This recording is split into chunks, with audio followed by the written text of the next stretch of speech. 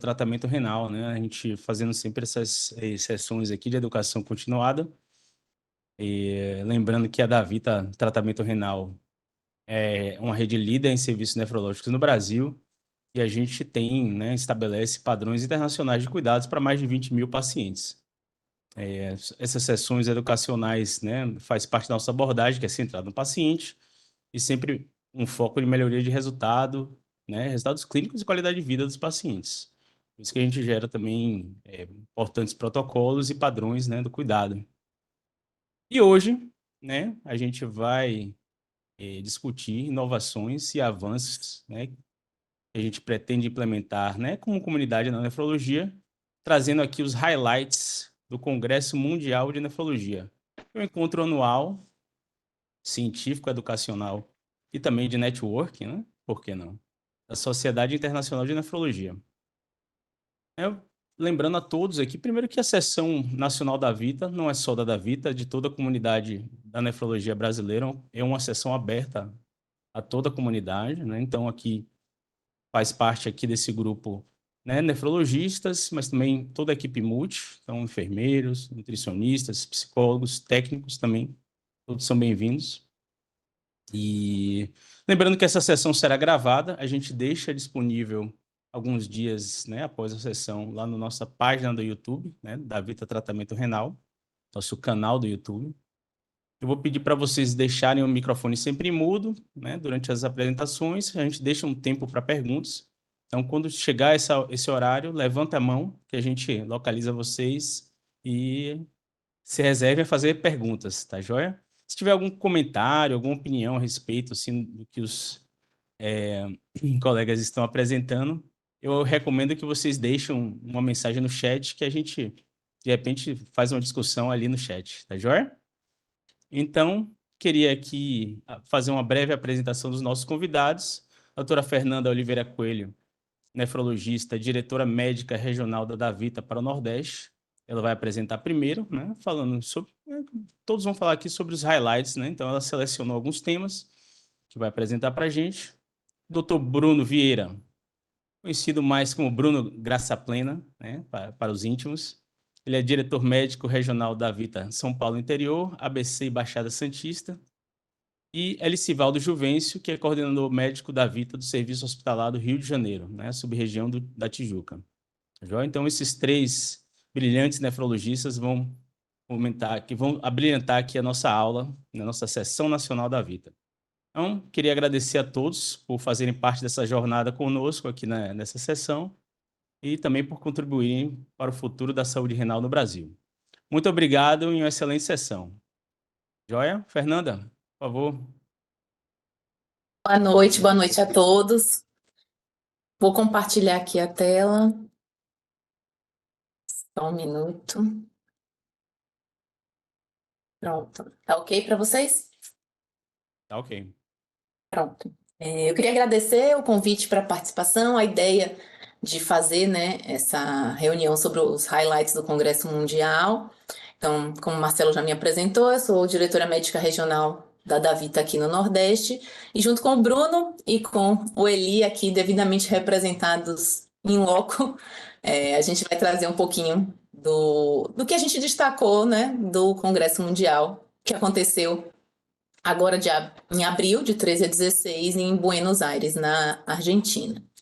Então, eu trago aqui já de início a palestra de abertura do Congresso, né, que foi um tema fora da nefrologia, e assim, eu trouxe isso aqui, esse destaque, assim, porque eu acho que é uma ideia bem interessante, né, da gente pensar um pouco fora da caixa e não deixar a rotina consumir, né, as nossas energias e estar sempre pensando em outras alternativas, em outros temas. E eu acho que a ideia do congresso e a ideia desse highlight é isso, né? É trazer um apanhado geral de múltiplos temas e motivar a gente aí a continuar na luta diária, né? Essa palestra, para quem tiver interesse, e algumas das palestras magnas estão disponíveis gratuitamente, inclusive no site da ISN, no ISN Academy. Então, quem estiver querendo saber mais detalhes de alguns temas, pode acessar por lá. Então, assim, falando um pouco do congresso, né? Ele foi dividido em 5 grandes áreas temáticas, né? A melhor saúde renal, englobando mais a questão de prevenção, de meio ambiente, trazendo temas relacionados a isso. O rim interconectado, que foi o segundo tema, incluindo cardiorrenal, doença cardiovascular, hipertensão e epinefrologia. O rim perdendo função, que aí entra a diálise, a doença renal crônica e suas complicações, e a nefrologia intervencionista. E o rim sob desafio, né? Que aí inclui a parte de onconefrologia e transplante. E o Smart Kidney aí pensando mais na parte de genética, medicina de precisão, inteligência artificial e doenças raras.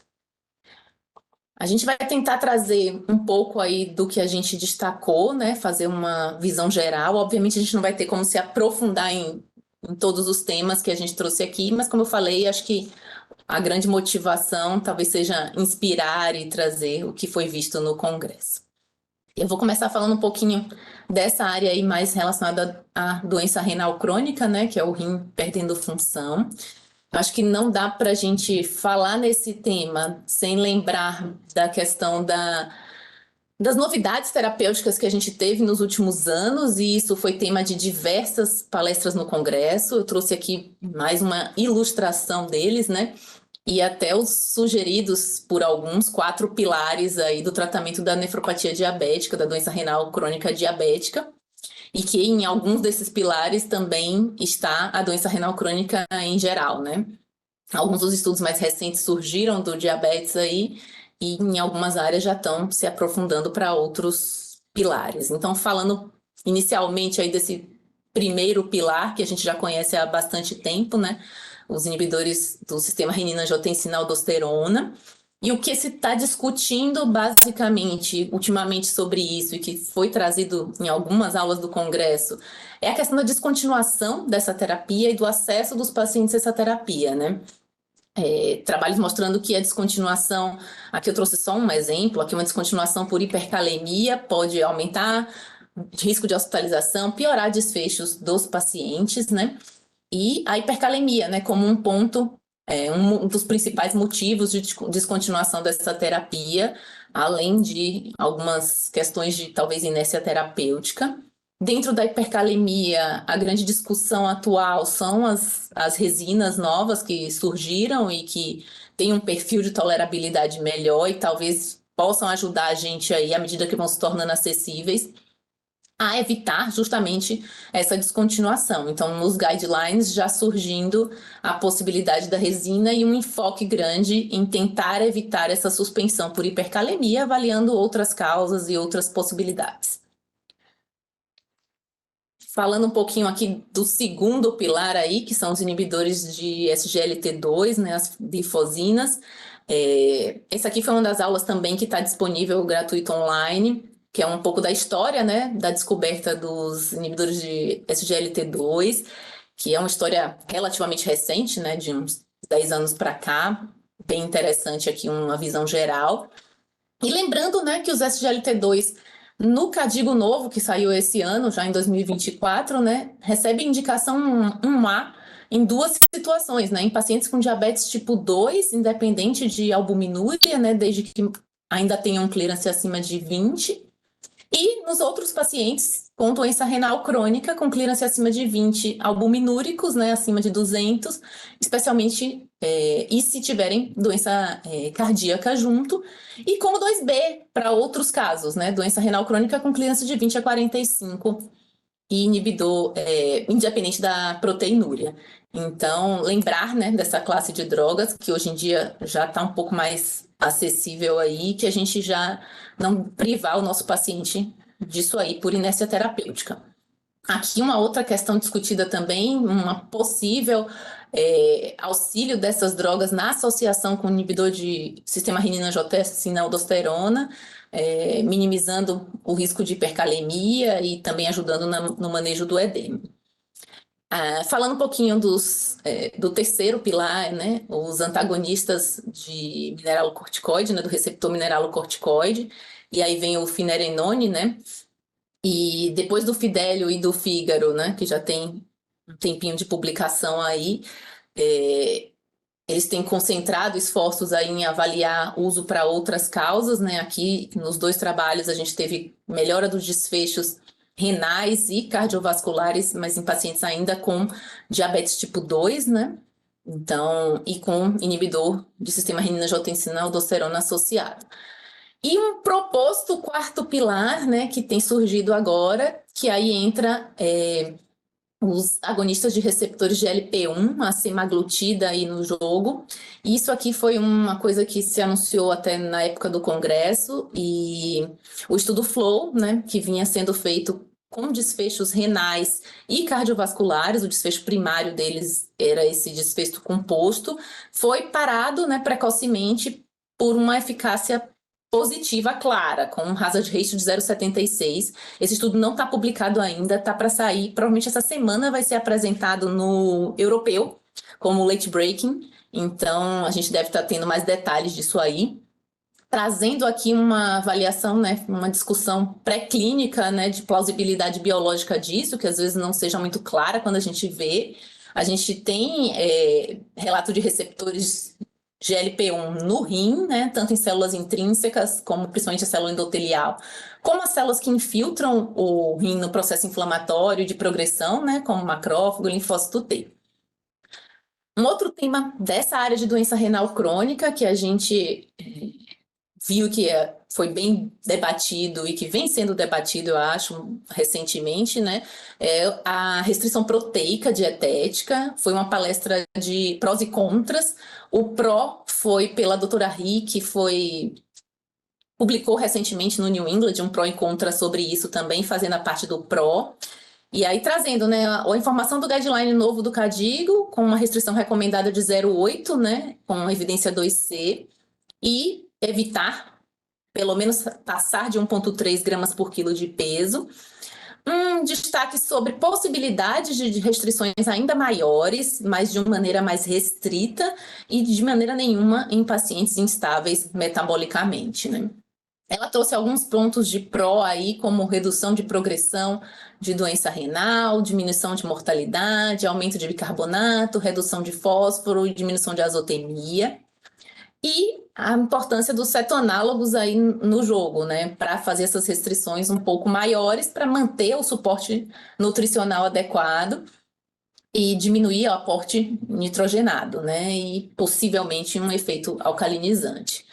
Então, ela conclui, né, que essas dietas são possíveis de serem feitas, são adequadas e seguras, mas precisam de apoio de cetonálogo para prover, né, o aporte de aminoácidos essenciais sem adicionar o nitrogênio, e que essa implementação prática precisa de uma educação continuada, de uma colaboração multidisciplinar. Na palestra do Contra, o colega trouxe um adendo aí ao que ela apresentou, de que a gente não tem ensaios clínicos mostrando todos esses desfechos e redução da necessidade de diálise. A gente tem alguns ensaios que não mostram diferença. Dos 5 ensaios clínicos que discutem esse tema que ele revisou, a gente tem 4 que não mostram diferença e um que mostra, mas se baseia em análise de creatinina. E aí ele traz a questão, né, de que pode reduzir o número da creatinina, mas não necessariamente isso é uma redução da progressão de doença renal e do risco da gente ter um paciente, desnutrir o paciente nesse momento, além de todas as dificuldades, né, relacionadas à aderência e qualidade de vida. Então, aqui basicamente o resumo da discussão final do Contra, né, que ele acredita que, como a gente já tem terapias farmacológicas agora, como eu comentei antes, que retardam progressão, talvez a gente não precise mais, no século XXI, no argumento dele, ser tão restritivo em termos de proteína, mas obviamente o pró e contra, o objetivo foi esse, a gente não tem uma definição final, né, sobre isso. Aqui são as 2 publicações, tanto do pró, da RI, como do colega que falou do contra, no Kidney 360. Quem tiver interessado no tema, acho que vale a pena ler essas publicações. Outro ponto relacionado à doença renal crônica foi a apresentação sobre o CADIGO de anemia. O CADIGO de anemia vai ser publicado ainda, acho que já está para sair aí em consulta pública. Trazendo aqui uma coisa que eu queria destacar é para a gente sempre lembrar que a anemia está associada com piores desfechos, né? Então, tanto de qualidade de vida do paciente, como desfechos mortalidade e mortalidade de todas as causas e cardiovascular. Então, isso é um tema de extrema importância.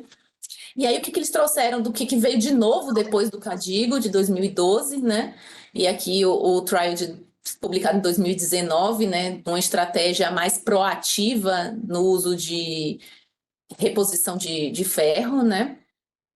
E o surgimento dos RIF, né? Como alternativa à eritropoetina na tentativa de correção de anemia. Então, em 2012, a gente teve o CADIGO, né, de anemia. 2019 e 2021 já vieram algumas controvérsias, né, algumas publicações do grupo do CADIGO. E agora, em 2024, a gente vai ter a avaliação final aí do guideline. E aí a gente teve duas apresentações com alguns exemplos, né? A apresentação em pacientes não dialíticos, conduzida pelo Moura Neto, nosso presidente da Sociedade Brasileira de Nefrologia, nos representando. Eles trouxeram em formato de caso, né? Um dos primeiros casos era doença renal crônica sem anemia, mas com deficiência de ferro, e trazendo uma ideia favorável à reposição de ferro nesses pacientes, mesmo antes de ter anemia declarada, especialmente pacientes com insuficiência cardíaca. O segundo caso, relacionado à anemia, independente aí da reposição de ferro, né? A ideia do uso de eritropoetina como alternativa para esses pacientes em conservador e sempre a ideia de discutir com o paciente, né? O paciente participar dessa decisão. A via subcutânea, basicamente, sempre administrar a menor dose possível e, na correção, lembrar de reduzir doses se o paciente está com uma elevação de hemoglobina a mais de 1 grama por decilitro. Um outro slide que eu quis destacar aqui é esse, que é mais naquele foco também da gente não deixar a rotina consumir. A gente fica sempre naquela eritropoetina ferro, mas o paciente com doença renal e anemia pode ter várias outras causas que a gente precisa de investigação. Um outro destaque é a ideia de ter sempre estratégias para reduzir a transfusão, né, de células vermelhas nesses pacientes, evitar a transfusão em pacientes assintomáticos que não tenham anemia aguda.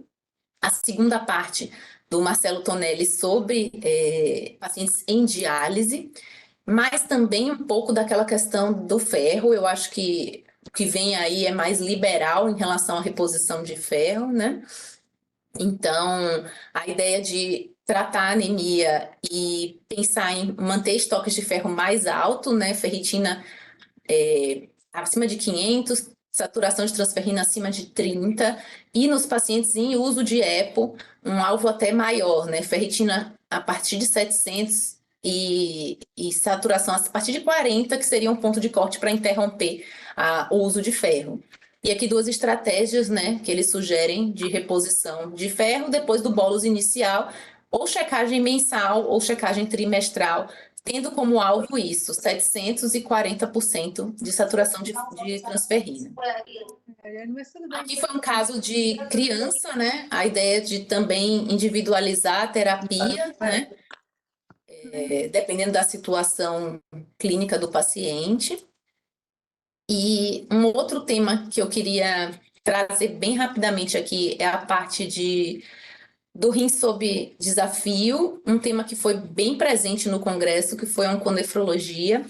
Aí talvez um pouco de conflito de interesse meu, que é uma área de interesse pessoal, assim, e eu faço parte do comitê de onconefrologia da SBN, mas que foi realmente bem destacada. A gente teve 3 mesas sobre esse tema, sobre múltiplos aspectos, microangiopatia trombótica relacionada ao câncer. Essa população oncológica tem tido acesso a mais terapias, tem sobrevivido mais e cada vez mais está chegando para o nefrologista. E alguns pontos, alguns paradigmas têm mudado, principalmente relacionado à sobrevida desses pacientes. E aqui umas discussões sobre transplante, pacientes com mieloma, com amiloidose, pacientes que antigamente não eram candidatos a transplante. Eu acho que isso é um ponto importante. E, por último, rapidamente, do Smart Kidney, que eu acho que vale a pena destacar também, que são áreas de novidade aí dentro da nefrologia. Eu acho que no futuro a gente vai conseguir caracterizar melhor nossos pacientes e talvez ter terapias mais precisas, já que a gente está conseguindo avançar em tecnologia, em análise de grande volume de dados. E aí um dos temas do congresso foi isso, né? A questão de subfenotipo e uma, uma terapêutica mais guiada aí para o paciente. Um destaque aqui disso foi uma palestra que teve também, uma das palestras magnas, sobre terapia gênica para doença falciforme. E aí, bem interessante que eles abordaram mais a questão de acessibilidade também. Então, eu trouxe aqui para destacar, também está disponível online. E ela traz alguns modelos na África aí de estudo e de desenvolvimento disso, para que as terapias novas que a gente está surgindo aí não fiquem restritas, né? Consigam ser acessíveis para os pacientes, para cada vez mais pacientes. É isso que eu tinha para falar.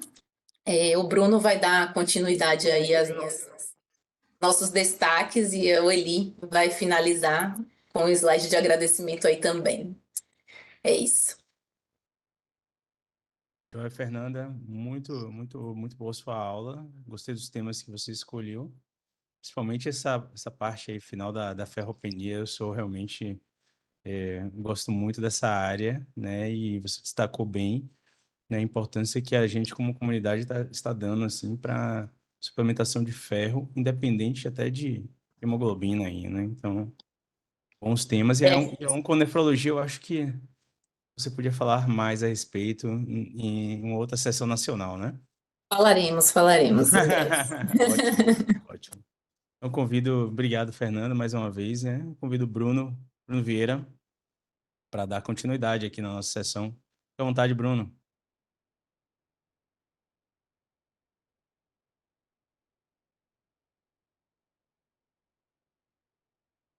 Bruno, não estou te ouvindo. Não estamos te ouvindo, Bruno.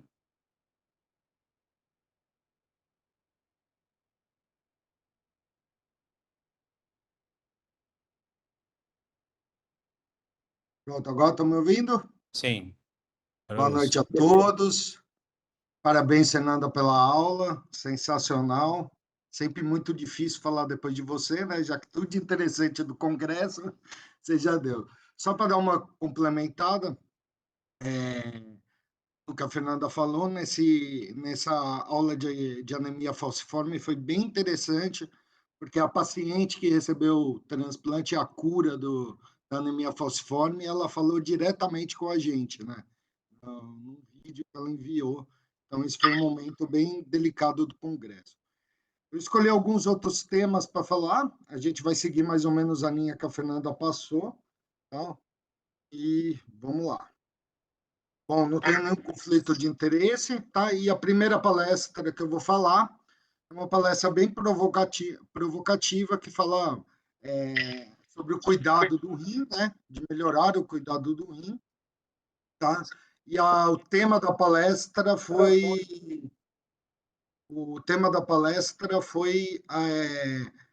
cuidar as estratégias para cuidar da população frágil, tá? Foram esses os 4 palestrantes. Espera aí que não está indo.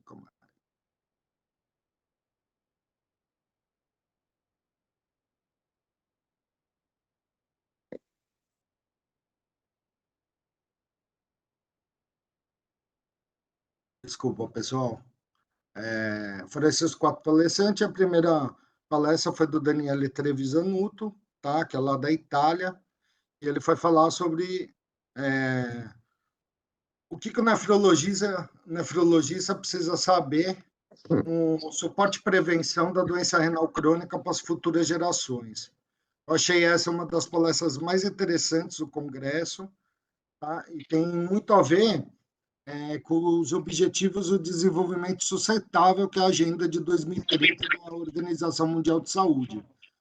Dentro do contexto de saúde e bem-estar, um dos objetivos até 2030 é a gente diminuir a mortalidade em crianças abaixo dos 5 anos, diminuir a mortalidade infantil.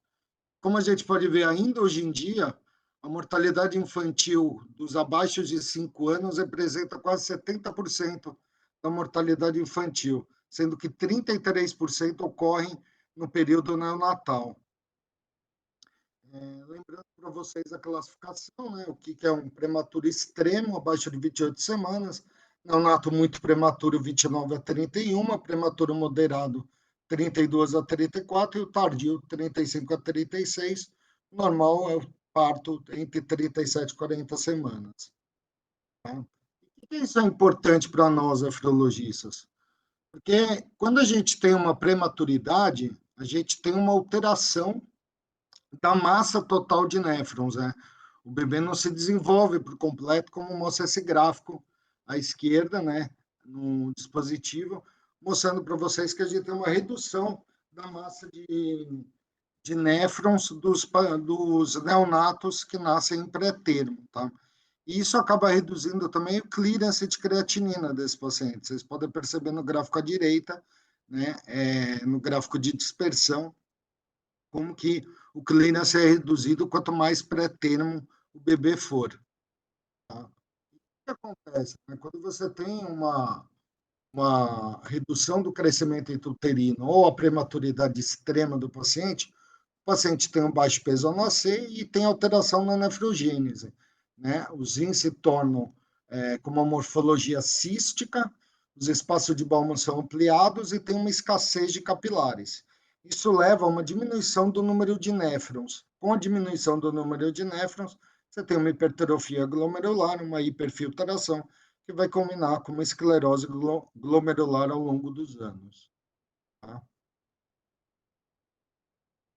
E aí ele trouxe diversos trabalhos, mas ele deu enfoque principalmente no estudo STARS, tá? Mostrando como que está associada a prematuridade e a restrição do crescimento intrauterino com o diagnóstico de doença renal crônica na fase adulta nesses neonatos, tá?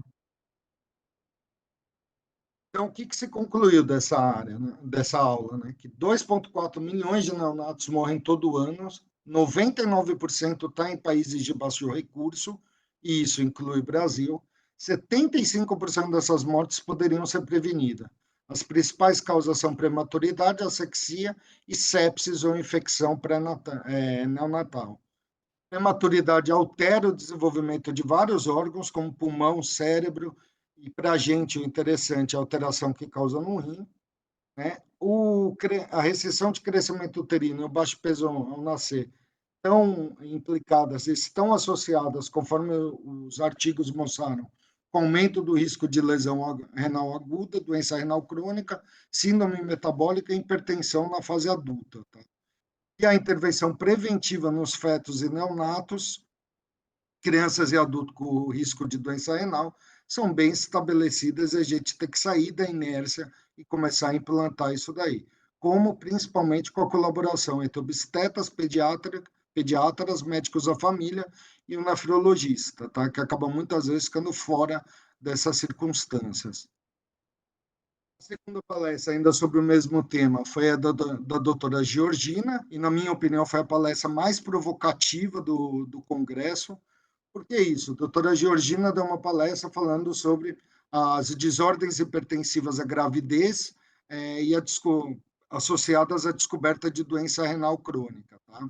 E aí, uma das coisas provocativas que ela trouxe para nós é se a nefrologia obstétrica não seria uma nova especialidade, uma subespecialidade da nefrologia. Tá? Foi uma palestra bem interessante, ela provocou bastante a gente. E aí ela traz a relação, né, da placenta para o rim. A pré-eclâmpsia pode induzir dano renal permanente através de lesão renal aguda, dano tubular e perda de podócito. Do rim para a placenta, a doença renal crônica também pode induzir disfunção plaquetária, aumento de risco de prematuridade, doença hipertensiva específica da gravidez e pré-eclâmpsia, tá? Então, a placenta e o rim, a gente vê que são órgãos extremamente vascularizados que filtram o sangue, divididos em compartimentos, e são máquinas metabólicas extremamente sofisticadas. E a gente não pode perder a gravidez como sendo uma ocasião muito preciosa para o diagnóstico de doença renal crônica. Tá? A conclusão da aula foi que a pré-eclâmpsia e a doença renal crônica são associadas. A doença renal crônica é um fator de risco para o desenvolvimento de pré-eclâmpsia, mas a prevalência de doença renal crônica nas pacientes que sofreram pré-eclâmpsia é desconhecida.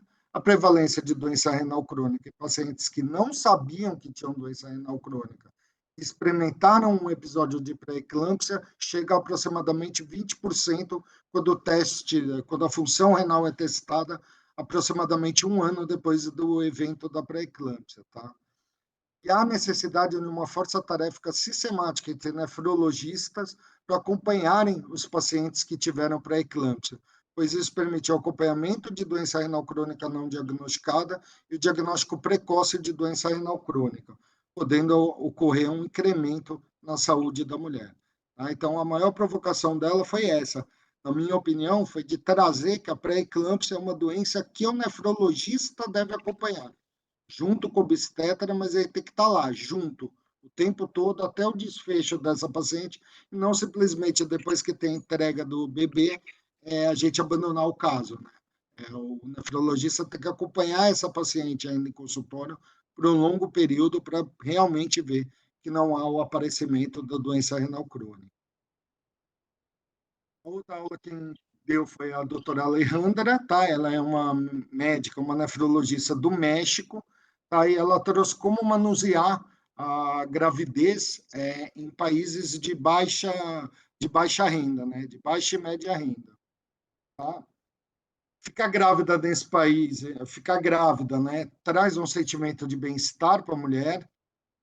A gente, historicamente, sempre recomendou que as mulheres que fazem hemodiálise não deveriam engravidar, e a gravidez, em fases, a doença renal crônica nas fases avançadas da gravidez é muito subdiagnosticada. Engravidar em pacientes desenvolvidos é muito diferente dos países desenvolvidos. Por que isso? Ela pegou o exemplo do México, mas eu acho que traduz muito bem para o Brasil. Tá? O México é um país extremamente populoso, com uma população, com uma alta taxa de população. Um país de tamanho continental como o Brasil, também com longas distâncias a serem percorridas e muito trânsito, tá?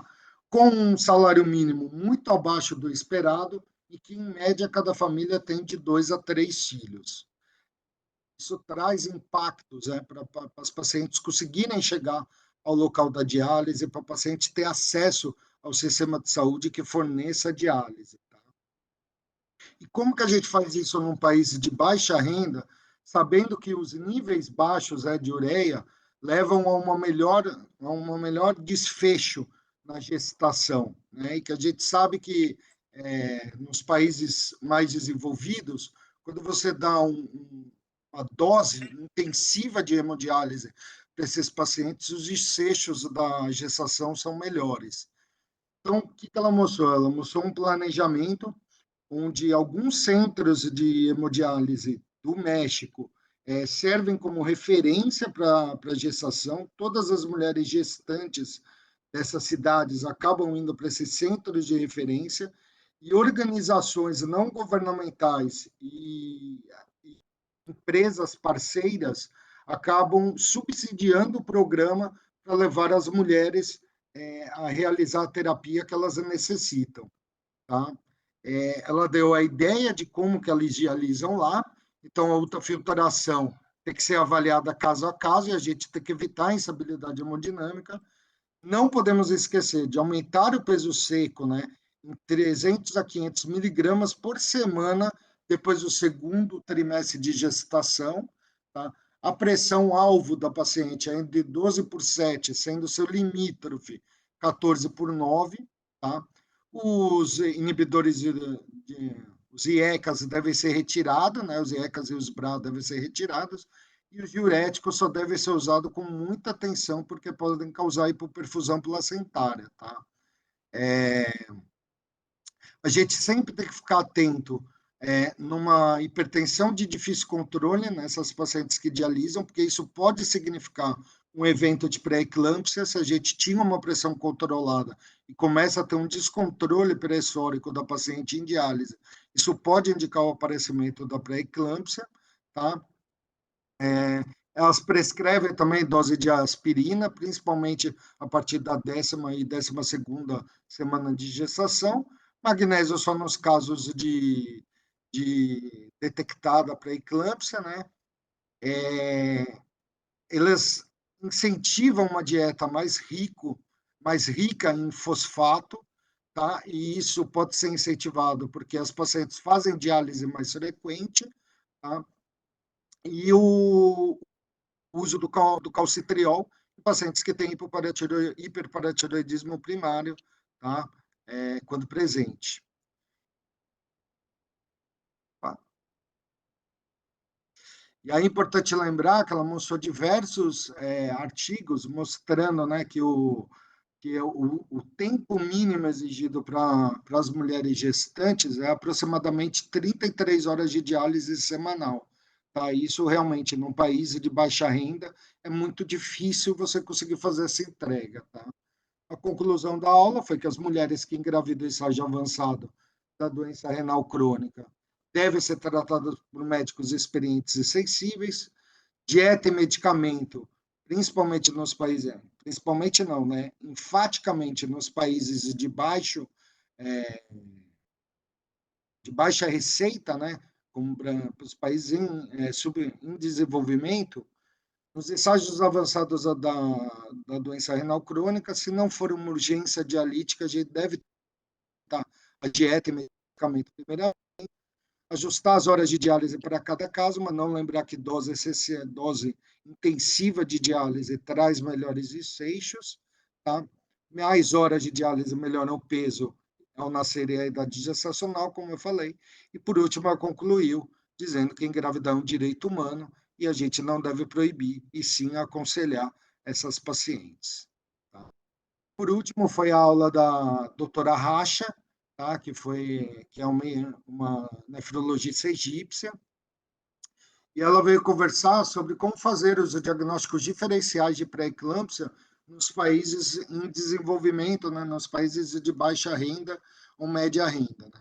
Então, que antes o que a gente tinha na literatura era pré-eclâmpsia, eclâmpsia é a doença específica hipertensiva da gravidez. E a doença renal e gravidez era algo que não era muito visto. Tá?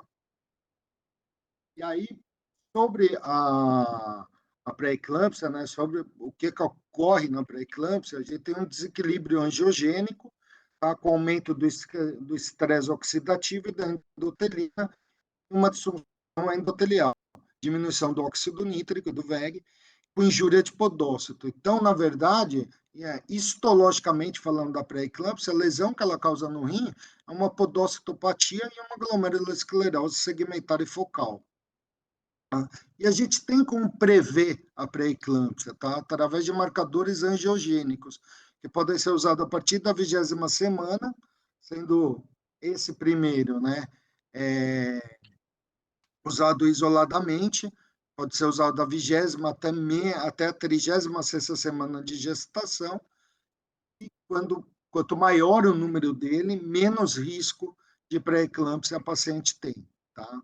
Já quando a gente faz a razão entre esses dois marcadores, que pode ser feita da 24ª até a 33ª semana, quanto menor a proporção, menor o risco dessa paciente ter pré-eclâmpsia. Então, quanto maior a proporção, quanto acima de 85 essa proporção, essa paciente muito provavelmente está desenvolvendo pré-eclâmpsia.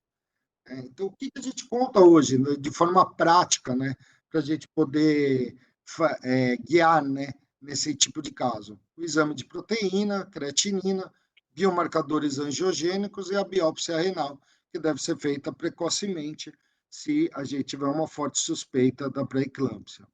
Tá? E, por último, a aula, vou passar o tema agora da perda de função renal, falando mais de diálise peritoneal, tá? Essa aula foi sobre a diálise peritoneal. E o que eu tenho de trazer de interessante é a aula que a doutora Edvina Brown trouxe, tá? Que foi nesse congresso foi criado um consórcio internacional de fortalecimento da diálise domiciliar e da diálise peritoneal, tá? Então, aqui está qual é a ideia desse consórcio, que é desenvolver ferramentas de defesa, né, para diálise domiciliar e peritoneal, desenvolver suportes nacionais e regionais, formação de centros de excelência, né, e as próximas ações seriam a publicação de artigo, início do desenvolvimento dessas ferramentas e projetos de parceria entre os profissionais e a indústria para que isso se torne viável, tá? Depois é a doutora Madalena Madeiro, que é uma médica também do México, que veio falar sobre a diálise peritoneal em países de baixa renda, tá? Ela diz, né, que tem discrepância no acesso à terapia nesse tipo de país. É escolhida a diálise peritoneal em alguns tipos, em alguns países com baixa renda, porque a diálise peritoneal acaba sendo mais barata do que a hemodiálise, e a diálise peritoneal incremental pode baratear ainda mais os custos. Mas a gente não deve classificar como uma dialisância a diálise incremental. Diálise incremental não é diálise mal feita. Ela frisou muito bem isso. E o que eu achei interessante, por que eu trouxe essa aula para vocês, é porque ela colocou como qualquer pessoa pode ser treinada, mesmo num país como o México, com diversas áreas rurais, com diversas áreas bem empobrecidas, eles conseguem realizar um alto número de diálise peritoneal sem aumentar a taxa de peritonite. Tá? Por último, a gente teve a visão do país rico, que foi através do Dr. Hashish, tá? Que deu a visão dos países ricos, e ele mostra que tem país rico, tanto que está aumentando a diálise peritoneal, como, por exemplo, os Estados Unidos, tá? E países ricos que estão diminuindo a diálise peritoneal, como, por exemplo, por incrível que pareça, para mim foi uma surpresa, o Japão. Tá? No Japão, a diálise peritoneal veio perdendo espaço, enquanto nos Estados Unidos eles passaram de 6% para quase 20% de pacientes em diálise peritoneal. Pessoal, era isso. Marcelo, desculpa se extravasei um pouquinho o tempo, mas segue aí com o nosso grande doutor Eli. Zé Bruno, obrigado aí pela sua aula. Acho que foram temas realmente interessantes. Acho que você demonstrou bastante interesse aí pela gestação do paciente em diálise, né? É um tema... a gente acaba vendo, né, assim, na nossa carreira, né, poucos pacientes assim nessa condição, mas é importante a gente saber o que fazer, né, diante dessa situação. E diálise peritoneal realmente é algo, né, focal, estratégico, até da nossa empresa, né? Então, acho que são temas bem escolhidos e parabéns aí pela apresentação. Vamos dar sequência aqui para Eli, abrir espaço aí para Eli falar, né, Eli? Eu estou com os Né? slides aqui, E por então, último aqui, fica muito difícil falar depois de Fernanda, do show aí do Bruno. Mas, Marcelo, Bruno, o Zavascki também, muito obrigado pela oportunidade aí de estar claro. participando aqui com grandes nomes da nefrologia. Pessoas que conhecia de nome e tive a oportunidade de conhecer pessoalmente e que, de certa forma, nos estimula a ficar nessa luta diária, né, que é a nefrologia, principalmente na América Latina. E Com falando em certeza. América Latina, o tema que eu comecei, uma primeira, pode ir passando, Marcelo, por favor. Pode passar? Aqui, não tenho conflito de interesse.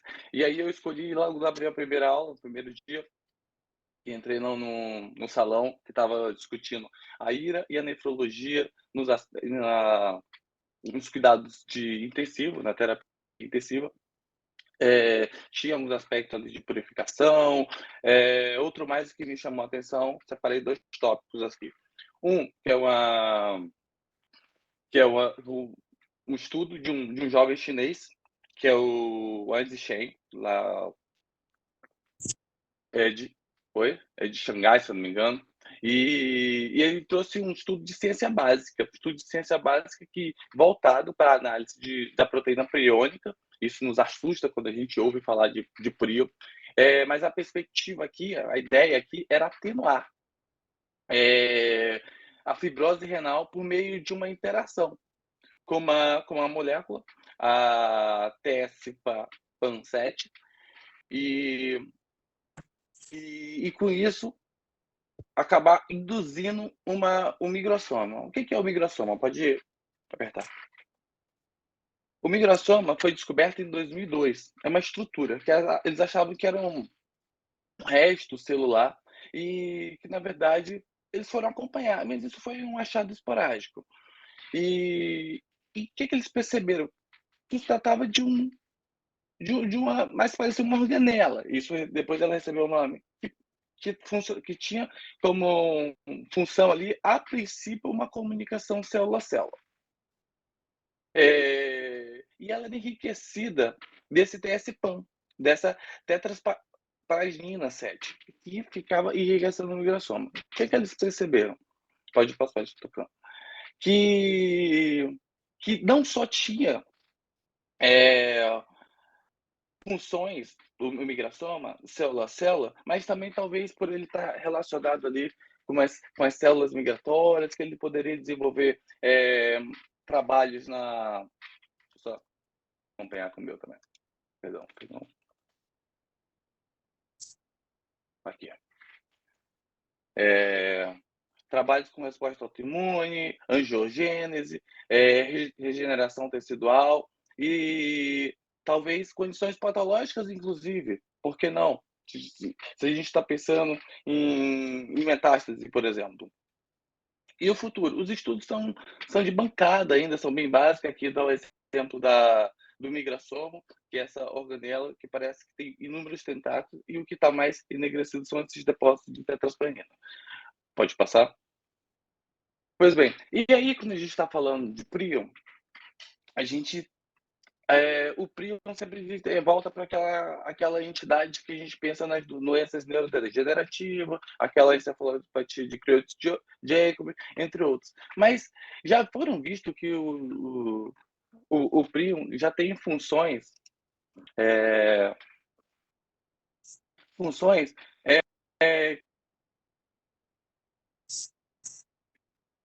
nome desconhecido.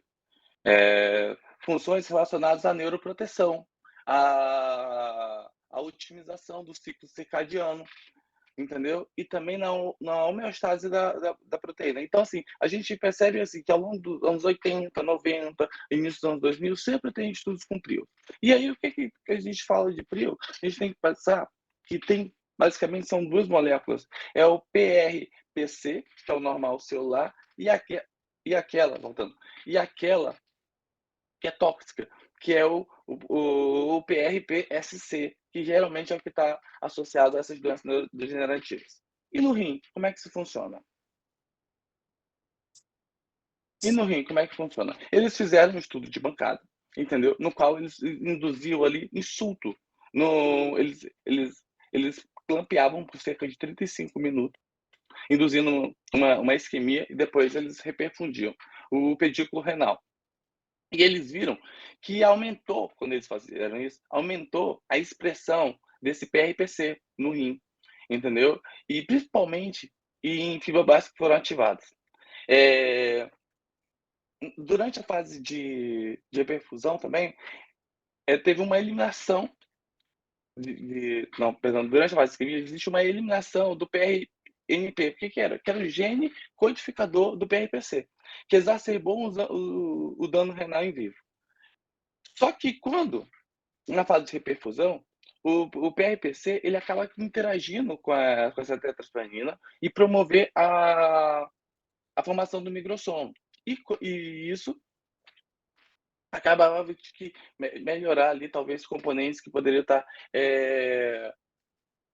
atenuando o dano celular.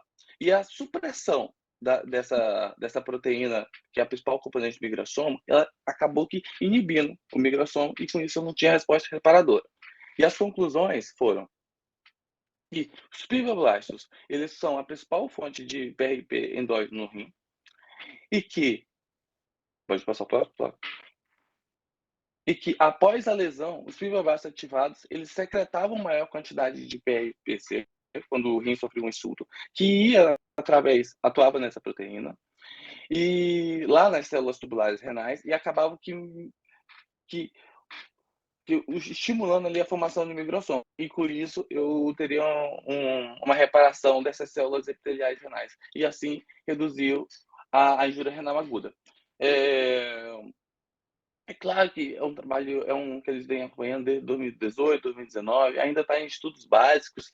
Eu acho que tem muita coisas que podem sair desse estudo, desse acompanhamento, não só dar espaço para essa condição, sim, mas abrir o leque para outras, entendeu? É tanto que esse estudo, ele foi o que recebeu o prêmio de melhor resumo de ciência básica lá do WCN. Pode passar. Marcelo? Ok, aí a medalhinha. Ainda nesse bloco, a gente tem falando sobre IRA, e aí é num ponto bem delicado, mas eu acho que é muito interessante, que são os novos conceitos e uma subfenotipagem da classificação de injúria renal aguda, que poderiam nos ajudar aí na melhor decisão clínica em relação aos pacientes que fazem injúria renal aguda. A gente tem como os dois biomarcadores a creatinina e o débito urinário, que são os que nos ajudam no dia a dia. E junto com os aspectos clínicos, eles tomam nota da nossa decisão médica. As definições do CADIGO, elas contemplam basicamente esses dois elementos, que a gente se baseia ali pelo critério da creatinina e do débito urinário, IRA1, IRA2, IRA3. Só que recomendações recentes, num encontro recente, eles começaram a trazer os biomarcadores, porque nos últimos 10 a 15 anos, os biomarcadores, os estudos ganharam espaço, a gente foi obtendo melhores respostas, melhores avaliações. E aí, algumas evidências acabavam que apoiar a utilização desses biomarcadores, entendeu? E com isso, talvez a gente poderia estabelecer ali, traçar estratégias preventivas e formar, sei lá, um pacote de cuidados, de medidas que a gente poderia introduzir de antemão e, com isso, tentar dirimir aí dano celular renal. Entendendo que os biomarcadores, dependendo de suas positividades, alinhado com a clínica também, a gente poderia ser janelas de oportunidade para uma intervenção, corrigir drogas, hidratar muito melhor. De certo é que nada disso poderia ser feito de forma isolada. Vou utilizar os biomarcadores aqui e de forma isolada. Não. Era muito interessante que usasse isso, que fosse um adjuvante. Por quê? Porque, como eles sugeriram, eles poderiam favorecer ali uma detecção mais precoce da IRA e por serem também elementos mais sensíveis do que a creatina sérica, porque a gente sabe que muitas das vezes o paciente, quando faz lesão renal, a creatina é um marcador tardio. Então, eles poderiam se antecipar. Com isso, essas medidas que eu já sinalizei e que a gente tem validado, vou dar um último clique. O que a gente tem validado é o Marcelo?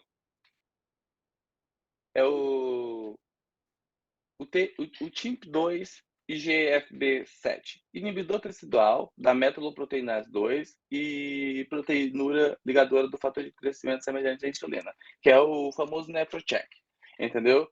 Que foi o primeiro teste de diagnóstico aprovado pela FDA, e é um marcador que tem sido utilizado com certo cuidado há um tempo, mas ainda carece de melhor uso, não é tão barato, tá bom? E ele é validado, e é um marcador de segunda geração para avaliação de risco. E aí, quando a gente está falando desses biomarcadores, pode passar? Vem uma tabela enorme, então assim, é claro que não dá para ver aqui, foi proposital mesmo, é só para vocês entenderem que a gente está apenas talvez diante da ponta do iceberg para esse mundo de biomarcadores. Quem sabe daqui 10 anos, 15 anos, a gente vai utilizar isso com mais frequência. Quem sabe, inclusive na América Latina. E o que o pessoal do consenso eles estabeleceram? Olha, vejamos bem, a gente talvez recomenda que a gente utilize o biomarcador agregando a classificação de IRA, que já é estabelecida. De que forma?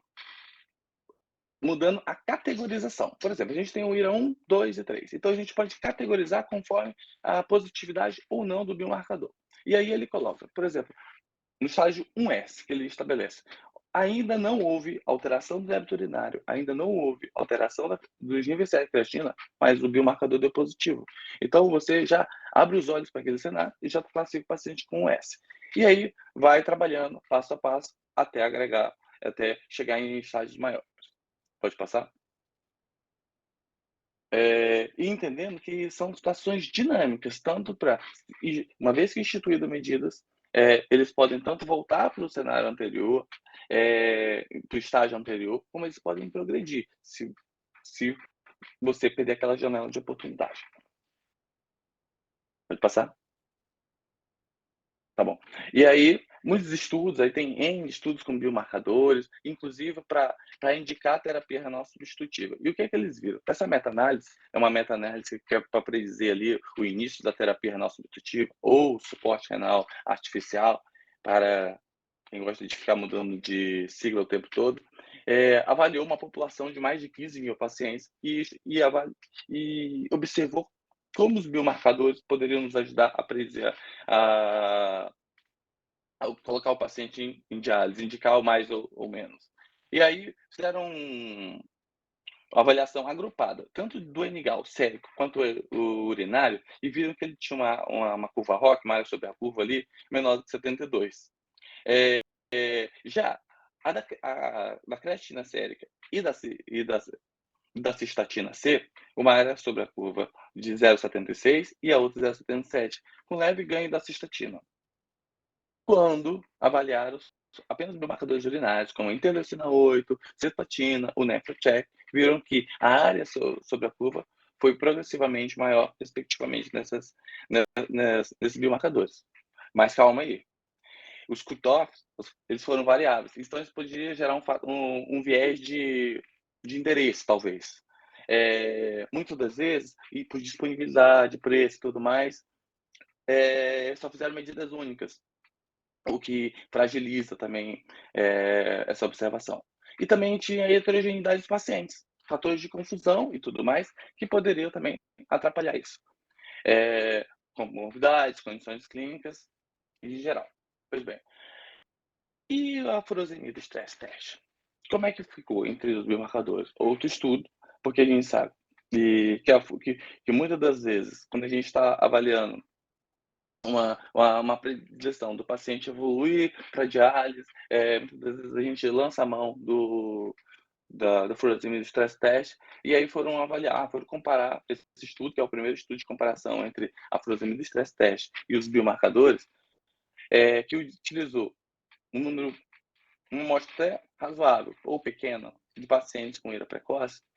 Eles viram que a área sobre a curva da creatina era bem elevada em relação a biomarcadores, com um P significativo e com uma expressiva sensibilidade e especificidade.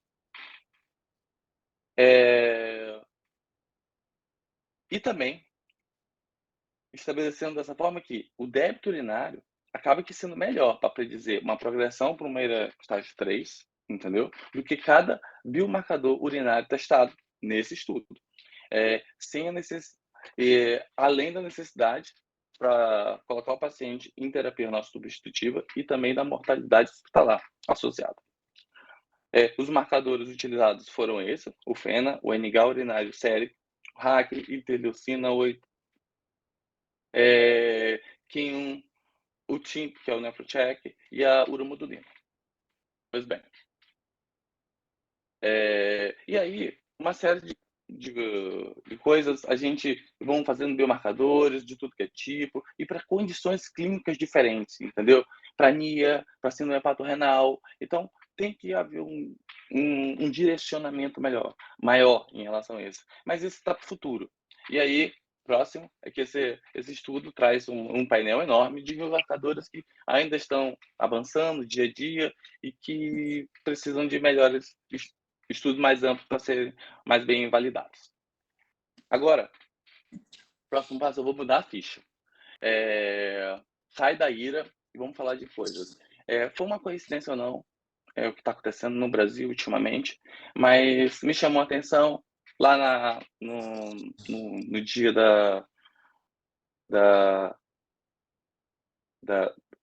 do Congresso, esse tema, que era como que mudanças ambientais e climáticas poderiam gerar impacto na doença renal. Então, a gente sabe que os desafios são amplos, entendeu? E que situações diversas, conflitos, situações geopolíticas, desastres naturais, geram impacto numa sociedade e a população mais suscetível, entre N populações suscetíveis na sociedade em relação a morbidades, mas a gente está aqui dentro do escopo da nefrologia, então, assim, como é que funciona? Como é que ficam os renais crônicos nesse perfil? E aí, eu selecionei aqui 2 amostras. Eu estou próximo do fim. Duas apresentações. Uma primeira apresentação é de uma venezuelana, que é a Lorendiz Ronca, que estava ali falando em relação às dificuldades que aconteceu, que tem acontecido na Venezuela nos últimos anos. Todo mundo sabe o que tem acontecido. E eu ouvi isso, então, assim, eu tive que fazer algumas mudanças na estrutura. Quais foram os desafios que o sistema de saúde enfrentaram, está enfrentando, e como é que tem sido a prática nefrológica nesses tempos de crise. E aí ela expôs uma tabela que eu achei bem interessante e também um pouco trágica. A Venezuela tem uma população de 2023, uma população em torno de 35 milhões de habitantes. Ela gasta mais ou menos 5,4% do seu PIB em saúde. O gasto público por pessoa era cerca de $31, e que haviam 7.500 pacientes em hemodiálise crônica, com 400 pacientes fazendo diálise peritoneal, 445, e que só haviam 133 unidades de diálise. Então, a gente está no dia a dia, a gente imagina nos problemas que o outro passa, mas talvez é uma população que esteja bastante desassistida. O número de nefrologistas é estarrecedor numa população desse tamanho. São apenas 290 nefrologistas. Os trainees, os estudantes, os residentes também estão em volume diminuto. Por milhão são 0,1. Não está tendo transplante para doador falecido. E os transplantes basicamente ocorrem em pacientes doador vivo. Pode passar. Aqui é a Fundação de Transplante de Órgãos da Venezuela. O que eles pontuaram? Que desde maio de 2022 foram apenas 100 transplantes, ou seja, 3 transplantes em 20 meses, desde maio de 2022, e todos doadores vivos. São dados governamentais, não vou entrar nessa seara, mas 96% houve sobrevivência do enxerto. E transplantaram apenas adultos. A população pediátrica ficou desassistida. No país, há 63 mil transplantados e 1.800 recebendo tratamento de alto custo. Pode passar. Isso é muito complicado, porque é um país com 7,7 milhões de refugiados. Quase 95% da população na zona da pobreza. Muitos dos pacientes, quantidade pequena, talvez haveria um número maior de pacientes de diálise peritoneal, que talvez ocupam outros países adjacentes. Mas muitos pacientes foram passados para HD e que, desde maio de 2017, não realiza transplante de doadores cadáveres. E o mais assusta também é a população médica. Mais de 30 mil médicos migraram nos últimos 5 anos. Então, é uma população não só da nefrologia, não só dos pacientes da nefrologia, mas é a população geral que está desassistida. Pois não? E no último tópico, segundo e último tópico, trouxe aqui um remonte lá de uma nefrologista turca que falou como é que estavam os cuidados de saúde durante essas tragédias naturais, por exemplo, no caso deles lá, os terremotos. E quais foram as lições aprendidas? The crash syndrome, a síndrome do esmagamento, que gera ali rabdomiólise, repercussões gerais, gera dano no rim, e aí já resulta em injúria renal aguda. E aí o exemplo foi o terremoto de Marmara, de 1999, no qual das pessoas resgatadas, 2 a 5%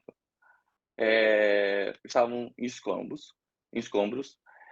Desses esmagados, quase de 50% a 75%, de metade a 3/4 dos pacientes precisaram de terapia renal substitutiva e suporte renal avançado, precisaram de hemodiálise. E o tempo dessas operações, de cuidado e tudo mais, demoraram mais de 2 semanas. Muitos pacientes foram submetidos a fasciotomias, amputações e outros agravos. Pode passar. Na ocasião da tragédia, mais de 14 milhões de pessoas foram acometidas, que era mais ou menos ali o equivalente a quase 17% da população. Dados não oficiais registram mais de 50 mil mortos, com dados oficiais 17 mil, com mais de 120 mil feridos. E acabou que envolvendo países adjacentes ali, como Síria, Líbano, Chipre, Iraque, Israel, Jordânia, Irã e Egito. Todavia, ela pontuou as questões ali inerentes ao país dela. Mais de 30 mil edifícios foram destruídos, mais de 300 mil construções foram danificadas de alguma forma. 5 milhões de pessoas imigraram porque eles já não tinham mais condições, já não tinham casa, já não tinham meios para viver ali. Então, gerou muitos problemas habitacionais. Pois não? E aí, o que faremos? O que a gente vai fazer diante disso? O que a gente viu, o que a gente pode aprender? Eles modificaram seu sistema de saúde para desenvolver medidas para reduzir isso num potencial evento futuro. Então, eles construíram centros de hemodiálise em solos sólidos, em ambientes mais baixos, entendeu? E aí, fizeram uma força-tarefa para desastres renais. Então, eles catalogaram todos os pacientes e fizeram isso num centro de base nacional. E além disso, catalogaram todos os profissionais de saúde envolvidos naquele do país e criaram, sei lá, linhas de conexão.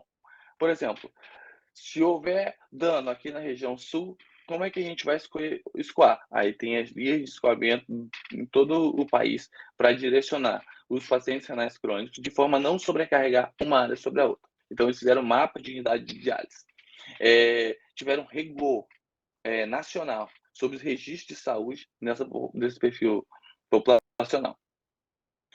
ênfase maior na terapia hiperkalemiante empírica, ou seja, na terapia anti-hiperkalemiante hiperkalêmica empírica. Ou seja, o paciente talvez não pode dialisar tantos dias, quais são as estratégias que a gente pode fazer aqui, disponibilizar medicamentos de forma a reduzir esses danos. Pois não? Então, a gente entende que a população com doenças renal crônicas, eles estão pacientes mais vulneráveis, pacientes cardiopatas, muitos deles são, entendeu? Problemas de mobilidade, pacientes com doença mineral e óssea, e outros mais. Então, é importante a gente se preparar de alguma forma para a gente criar medidas que reduzam danos e que melhores estratégias sejam definidas. Então, por fim, que é importante ampliar lá os estudos na regeneração textual através de melhoramentos de biologia molecular, me referi na aula 2, aula 1. Para a aula 2, sempre ficar atento aos biomarcadores e o seu grau de importância neles, tanto predizer a injúria renal aguda, como avaliar, acompanhar ali o processo e também a recuperação.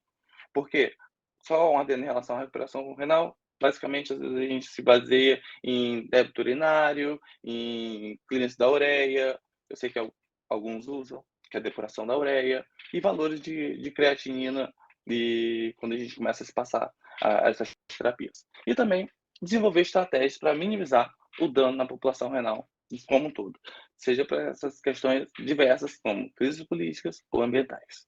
E é isso. Por fim, eu agradeço. Aqui foi o grupo lá que a gente ficou junto e tal.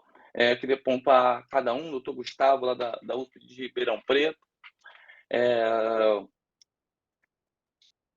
o Davi, lá do Nordeste, a doutora Maristela, a Lídia, de São Paulo, entendeu? E esses outros dois que me acompanham aqui. E sou muito grato por essa oportunidade, por ter conhecido pessoas maravilhosas. E é isso, eu acho que o Bruno e a Fernanda têm mais coisas para falar aí. E só um ponto aqui, que a Fabi, que é a nossa amiga médica lá do Rio Grande do Sul, também está aqui na foto, é uma lutadora aí nesses momentos de crise que tem passado dias difíceis lá. Pode voltar. Então, a gente sabe do empenho dela e acabou que é uma pessoa que vivenciou coisas que não queria viver e ele lidando no dia a dia com esse perfil populacional. E é isso. Muito obrigado. Joeli, obrigado por sua aula. A gente transitou ali por diversas áreas da nefrologia, né? Aulas que eu sairia correndo, né? Que é tipo bancada ali, então não chego perto dessas aulas aí. Parabéns para você pela coragem também. Joia? Então é isso, gente. Fico à disposição aí da plateia. Eu não vi nenhuma mão levantada, mas se alguém quiser fazer alguma pergunta para os nossos convidados. Hoje teve novamente, né? Como todas as nossas sessões, todo mês, um quórum bem grande aqui de profissionais aqui da comunidade. Então, agradeço a presença de todos vocês, né? Acho que a sessão é feita para vocês, né? E por vocês também. Então, agradeço também a presença de todos aqui. Eu estou vendo a mão do Eduardo levantada, ele que sempre colabora aqui com as sessões. Eduardo, você tem uma pergunta aqui para o pessoal? Boa noite. Excelente apresentação, viu? Parabenizar o grupo todo por esse enxurrada de informações e atualizações também. Eu queria perguntar à Fernanda uma coisa. Fernanda, a gente às vezes fica diante de uma situação dos pacientes resistentes à EPO. Você controla o ferro, você aumenta a dose de EPO, você afasta outras causas de perda de sanguínea, intestinal ou doença hematológica. Eu gostaria de saber quais são os seus critérios para rotular como resistência à eritropoetina, ou o que fazer. Isso eu queria perguntar. Tudo bem, Fernando? E parabéns pela exposição.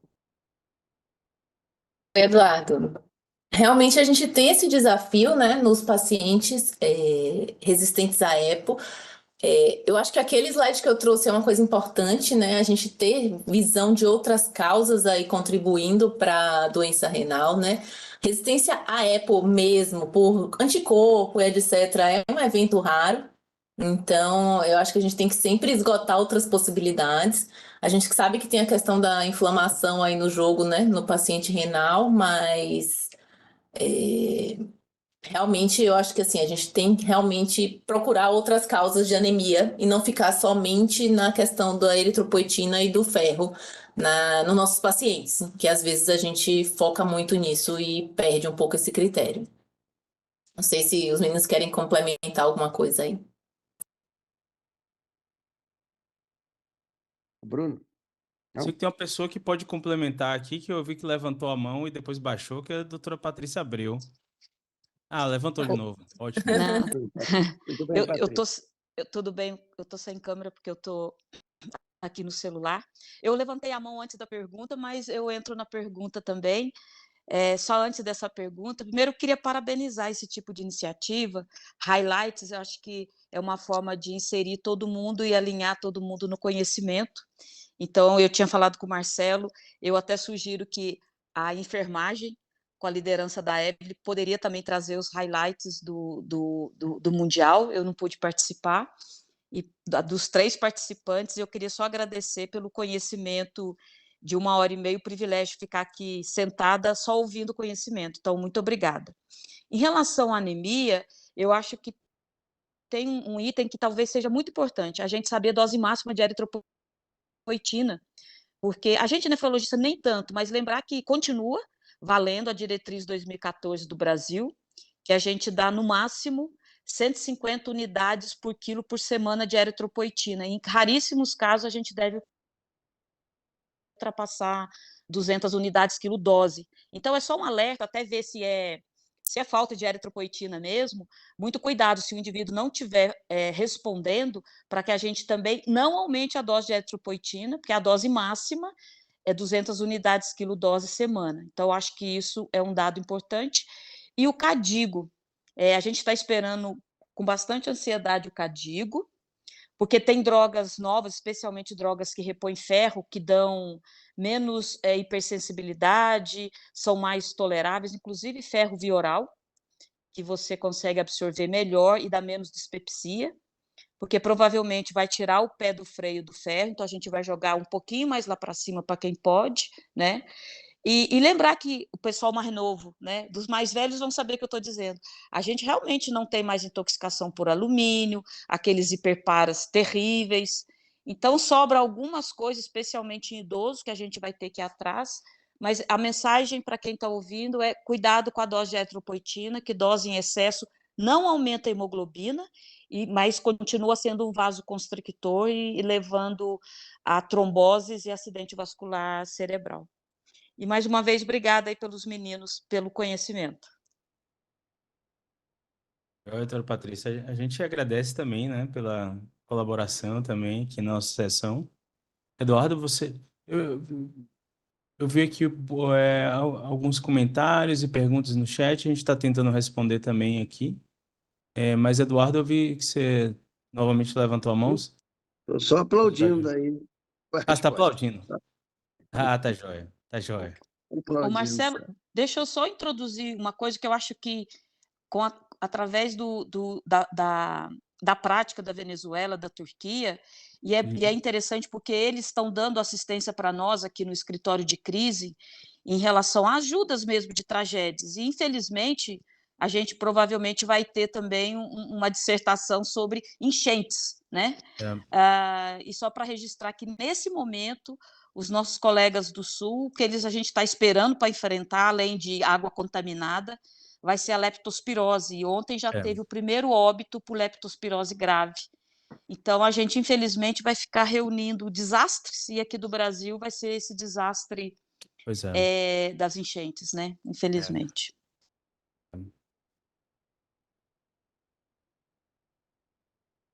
Pessoal, mais alguma pergunta aqui para os convidados?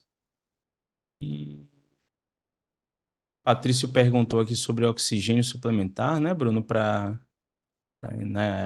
durante as sessões para pacientes grávidos. Não houve nenhum comentário sobre o uso de oxigênio suplementar para os pacientes gestantes, tá? Que eles falaram bastante foi a dose da diálise e o controle da ultrafiltração, quanto que isso era importante, tá? Mas de oxigênio suplementar ninguém falou nada, tá? Acho que é isso, gente. Acho que é isso que a gente estava planejando mesmo para essa sessão. Acho que foi muito bom. Acho que vocês deram uma transitada bem interessante por diversos temas, né? Assim, todos palpitantes, realmente. Assim, eu acho que foram bem felizes nas escolhas dos temas mesmo. Fiquei bem satisfeito. Pela resposta aqui da plateia também, o público gostou bastante. Então, novamente agradecer vocês, Fernanda, Bruno e Eli, pela, né, disponibilidade de estar aqui na segunda-feira à noite aí para apresentar esses temas para a gente, né? E aguardo vocês também aqui da plateia, né, no mês que vem, na próxima sessão nacional da vida. A gente está planejando falar de insuficiência renal aguda. Joia, é o tema que a gente vai trazer aqui no mês de junho, tá? Então é isso, pessoal. Boa semana a todos e agradeço novamente pela presença aqui nessa sessão, tá joia?